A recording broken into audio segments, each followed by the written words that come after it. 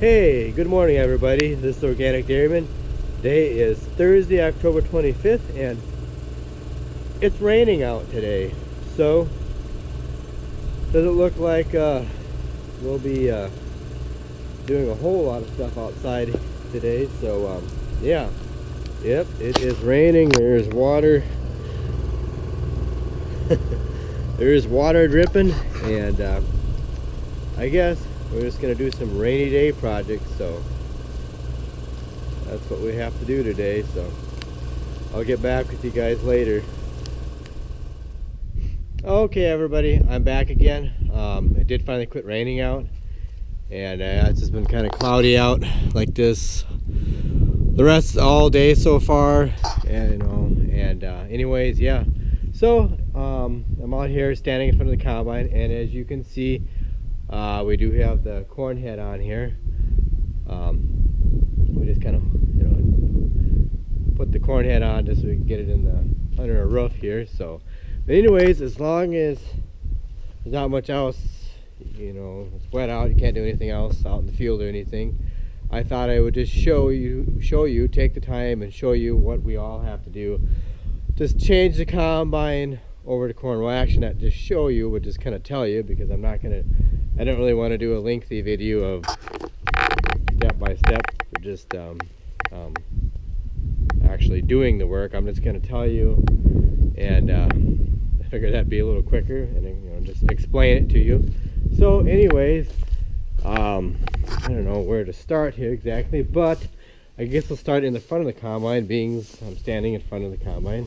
One of the first things, so some of the first things we had to do is we have to take the I'm in the wrong spot to show you. We have to go up front.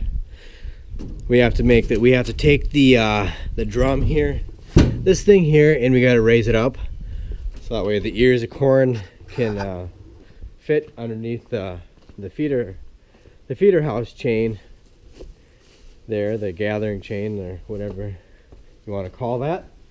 And so yeah, so you just have an adjustment. Oh, it's kind of dark in here. There it is, right here. Yeah, that's the adjustment here. So we gotta take the jam nut loose here, and we gotta put this up higher. That will raise the drum. And the other thing we have to do is on these, I believe it's the TR. I don't know when they start putting these things on here, but they call it the stone injection roller.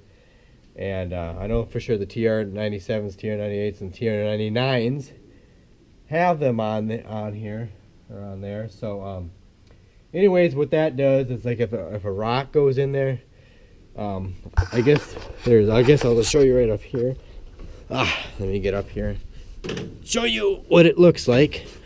Yeah, this thing right here, this is the stone ejection roller, and the purpose of that is underneath here there's a trap door, and when your rock hits this thing is spinning around, so when a rock hits it, the rock bounces off of it because it's spinning, I think, counterclockwise. Anyways, it will whip the rock down, and it will chip that cover, and the rock, I don't know how well you guys can see it. I know it's kind of dark. Yeah. Yeah, right here. This cover will whip open, and the rock will fly out. In order to reset it, you just have to raise the head up, and it will close the cover again. There is a thing over here too. You can set the sensitivity. This little box here, there's a little lever. You can adjust the sensitivity. I don't know what it's set at here right now, but I think it's set for, I don't know, it's set for something. I can't see it, but anyway, you can control the sensitivity of that when the door pops open. But yeah, that's a feature. So I got to raise, but anyways, I got to raise that up. I got to raise that smooth roller up. There's some things here. I got to, like, I don't know, 5, I think there's 6 bolts I got to take loose, and then I got to move that up, because otherwise if I don't move that up, when the ears of corn will actually trip the door, and and the ears will just fly out all the time or whatever. So Yes, so I know what some people do, they just leave that up all the time, but you run a risk of, if you run a rock in your combine, causing some serious problems. So I always just take the time and lower it back down again. I know that when they went to the CR, the New Holland, when New Holland went to the CR series in combines, they just went back to just a regular rock trap.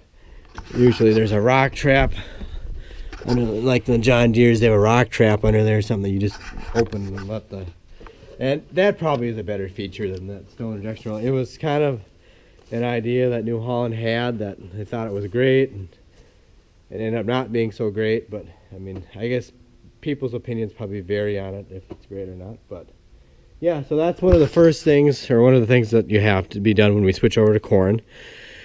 And obviously there's your regular adjustments, like your sieve adjustments that have to be done.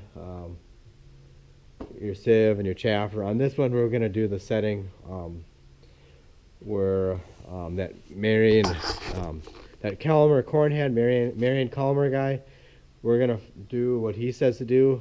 I think maybe I'll try to post a link down in the description to his channel so you can check out his combine settings. But anyways, what we're going to do is open up the sieves all the way, and we're going to turn the fan speed up a little higher maybe, and then we're going to use the chaffer on top. It's kind of dark in here, but to see, but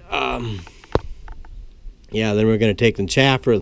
The chaffer's on top, the sieve is on the bottom, and we're going to, like I say, open the sieve up all the way and use the chaffer to control the kind of, the chaffer is going to be now become the sieve on the, you know, and so we're going to use that to control the foreign material that gets into the grain or not, between that and the fan speed. So we're going to do that, and I think I'll try to post a description down in the or post a description, a link down in the description for his channel so you can check out his combine settings.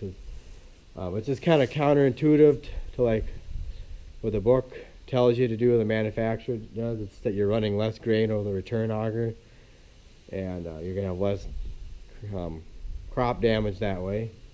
So anyways, and another thing is on here, we have to switch the straw chopper.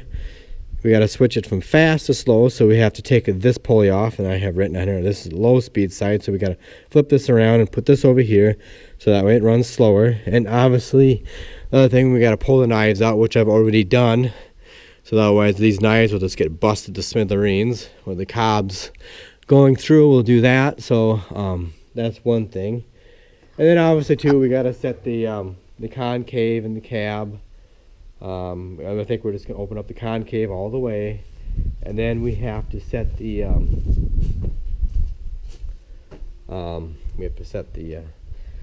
speed. The rotor speed has to be slowed down a little bit.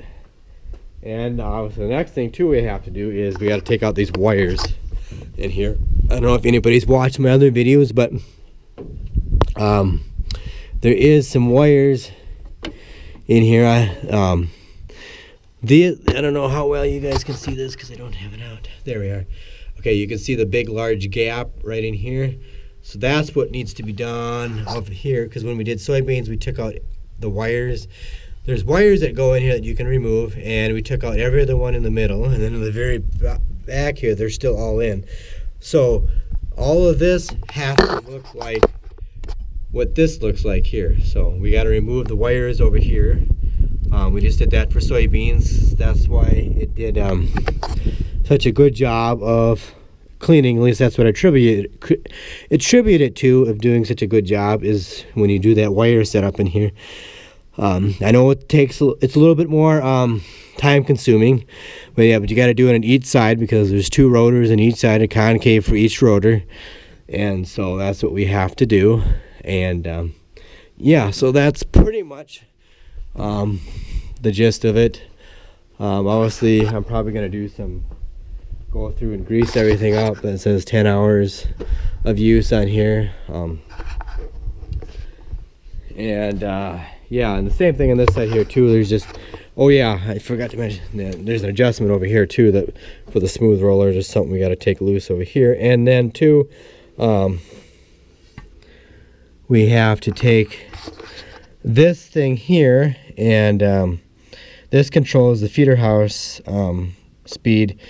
I don't know how well, yeah. We got to take and adjust this thing here so that way, see, the belt is still down. I don't know if you can see that. Yeah, that's where the belt is. The belt needs to come out to here.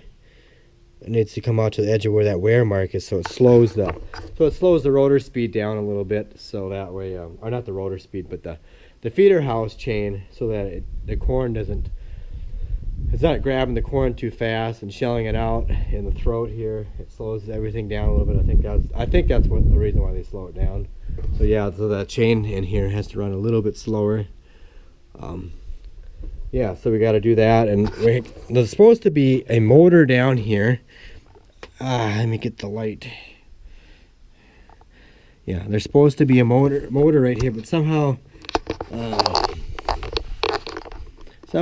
that motor right there, it's not working, so we're gonna have to do the adjustment by hand.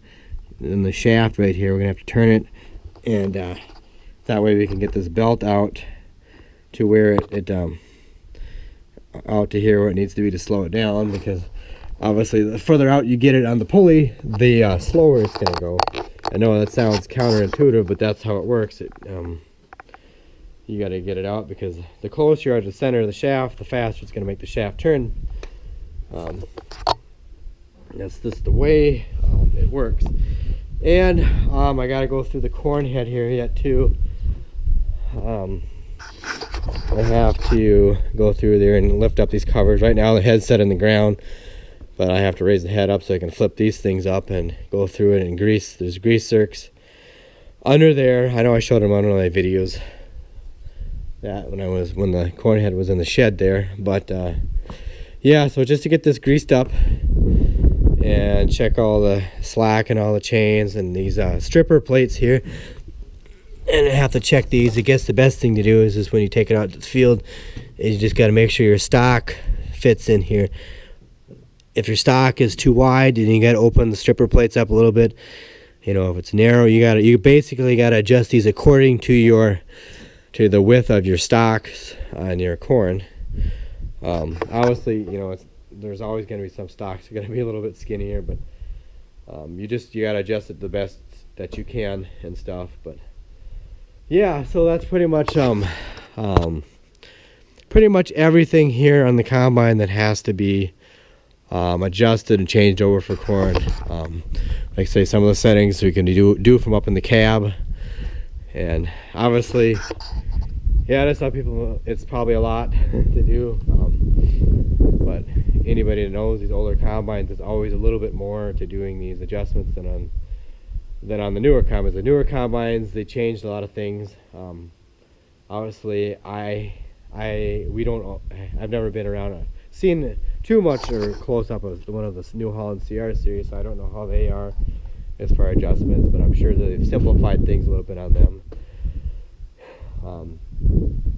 But yeah, so yeah, this is obviously too, it's an 8-row 38-inch head. Obviously you can see how wide it is. Basically this head is the same width. If this was 12-row 30-inch rows, this would the same width as from there to there would be the same width. I'm pretty sure is what a 12-row 30-inch row head would be. It's just that you're gonna have, instead of 8 rows, you're gonna be able to fit more in here because of they're narrower. So yeah, so this combine is actually capable. It's supposed to be able to handle a 12-row head. As far as I know, it has the capability to handle a 12-row 30-inch head. But yeah. Yeah, because this is actually the biggest combine that NewHolland made and was making in 1998. They switched over to the CR series in 2002, I think. They kept making the TR99s until 2002, I believe. So that's pretty much what has to be done here. So I'm just going to keep whittling away at this a little bit, get everything adjusted, I guess. Probably the biggest thing, two longest things or what takes the longest to do, as adjusting all that stuff on the head or the throat, and then taking those wires out of the side. That probably takes, you know, what takes end up taking the longest. And yeah, so that's pretty much the lowdown on what you have to change over on the combine. You say, yes, it might seem like a lot of work, but the way I look at it is you get paid for your grain quality. It's not just always about the quantity too, it's about the quality of your grain. And I really, if anybody that's seen the videos of combining beans, you've probably seen that, how clean those beans were and the quality of the beans. I mean, we were running that rotor at 950 RPMs, and I was surprised at how little it split the beans, how little splits and cracks and were in the beans, you know, for being as dry as they were. So, like I say, you do get paid for your extra time and your quality. I mean, and like I say, it does pay for itself. I'm still not. I mean, this is my opinion. I'm still not a big fan of. I'm not a fan of John Deere combines anymore. I mean, I used to think that John Deere combines were the best. I used to think that until we got this thing. They're not the best, but that's my opinion. You know, I know there's people out there who disagree with that. No way, you know, do I mean to offend anybody, but that's just pretty much. You know, if you ever try running something different, you'll find out. And that's what, you know, we decided to do. We took that leap of faith and tried to run something different. I mean, I know I talked to that guy that I took got that metal line fixed for the combine here for that flex head. He was telling me on Sunday that, you know, he works at a feed mill, and he always asks the the farmers that bring in the grain, like the lowest quality grain, he always asks them, well, what kind of a combine are you running? And they always tell him a John Deere. And you know, every time, like I say, all the lowest quality grain samples come from John Deere combines. And so, I mean, like I say, this guy, he works at a feed mill. He sees it all the time. He sees the different qualities of grain that come in there to the feed mill. And these people, obviously, they don't own a NewHolland. They own a Gleaner combine, and you know, they saw how good their combine does. So they're, you know, like I say, it is what it is. So I mean, I guess if you have a John Deere and you're happy with it and it works for you, that's fine, you know. But I guess sometimes it is worth it to think outside the box a little bit. And John Deere does not have the best combine. It's just, as far as quality, it's, you know, maybe they have a lot of conveniences on there, but as far as grain quality, I don't think that they have the best combine. You know, Case, Massey, Ferguson, or whatever, they've got good combines as far as quality. But I will never purchase another John Deere combine unless they do something different with their stuff on there. But like I said, that's my opinion. But anyways, and like I say, I'm sorry if I didn't mean to offend anybody. If you love John Deere combine, you love the green color, but the grain quality that comes out of this thing speaks for itself. I think so. But anyways, I've yammered on here long enough, so I hope you found this video helpful or whatever. But anyways, so I gotta get going with some other stuff here. So anyways, like I say, I hope you guys found this video, you liked it, found it helpful, and but anyways, please like, rate, comment, and subscribe for more. And check me out on Instagram and Twitter at Organic Dairyman. And thanks everybody for watching this channel.